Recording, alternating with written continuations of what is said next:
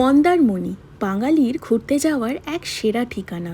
তাই আজকে তোমাদের জন্য নিয়ে চলে এসেছি একটা দুর্দান্ত সিভিউ রিসর্ট মন্দারমণিতে।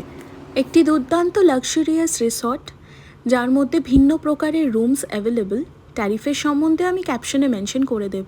রুমের ভেতর থেকে ব্যালকনির ভিউটা ঠিক এরকম।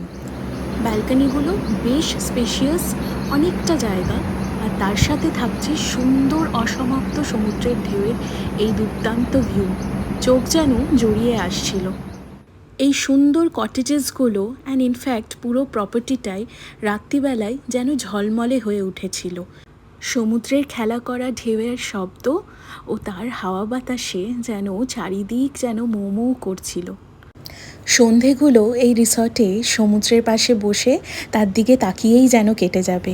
আর আমরা খুবই লাকি ছিলাম যে এরকম পূর্ণিমার চাঁদের আলোয় সমুদ্রের এই ভীষণ সুন্দর রূপ উপভোগ করতে পেরেছি। তোমরাও পারলে একটু সময় বুঝে পূর্ণিমার সময় গেলে সমুদ্রের যেন এক অনন্য রূপ দেখতে পাবে। তাহলে তোমরা দেখতেই পাচ্ছ এটা কোন রিসর্ট। হ্যাঁ, সুইট ফ্যান্টাসি রিসর্ট। পুল ফ্যাসিলিটিস প্রচণ্ড ক্লিন ছিল। ফুড ওনারা সার্ভ করেন পুলের পাশে। রুমস প্রচণ্ড neat and clean, and best পাওয়া ছিল অবশ্যই দ্য সি ভিউ। বাকি খাবারের কোয়ালিটি আমার একটু অ্যাভারেজ লেগেছে কম্পেয়ার টু দ্য প্রাইসেস। তো তোমরা অবশ্যই আশেপাশের শ্যাক্স বা অন্য কোনো হোটেলে সেটা ট্রাই করতে পারো।